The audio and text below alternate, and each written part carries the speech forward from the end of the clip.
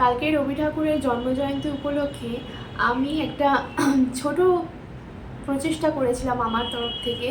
একটা গান আপনাদের সামনে আপলোড করেছিলাম, আপনারা অনেকেই দেখেছেন, মানে আমি ভিডিও আপলোড করেছিলাম গানটা করে। তো জানি না সেই ভিডিওটা কপিরাইট পড়ে যায়, আমি কারণটাও জানি না, কারণ আমি বুঝতেই পারছি না কী কারণে কপিরাইটটা পড়লো। আমি নিজের গলায় গান করেছি, কোনো রকম ইনস্ট্রুমেন্ট নেই, কোনো বাইরে থেকে যে সাউন্ড বা কোনো কিছু আমি ইউজ করিনি, শুধুমাত্র খালি গলায় বসেই আমি গানটা করেছিলাম, তারপরেও কপিরাইট পড়ে গেল।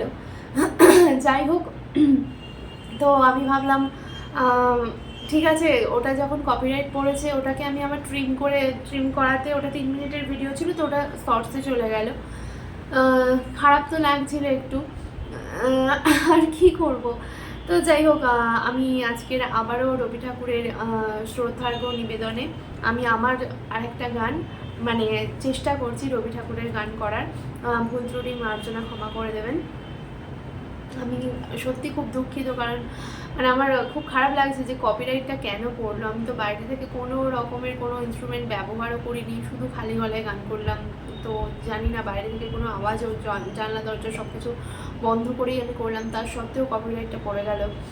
জানি না, এই কারণটা আমার জানা নেই। তো যাই হোক, এটাও আমি করছি, জানি না এটা আবার কপিরাইট পড়বে কি না। তো আমি চেষ্টা করছি গানটা করার।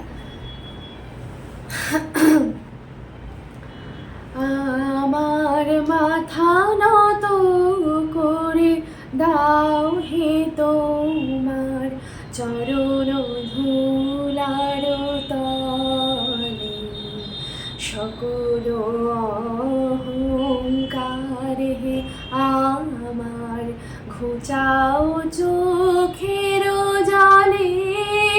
আমার মাথা নত করে দাও হে তোমার চরণ ধুলার তলে, নিজের করিতে গৌরব দান, নিজের কেবলি করি অপমান, নিজের করিতে গৌরব দান, নিজের কেবলি করি অপমান, আপনারে শুধু হেরিয়া ঘেরিয়া, আমারে না যেন করি প্রচার, আমারও আপন কাজে, আমারে না যেন।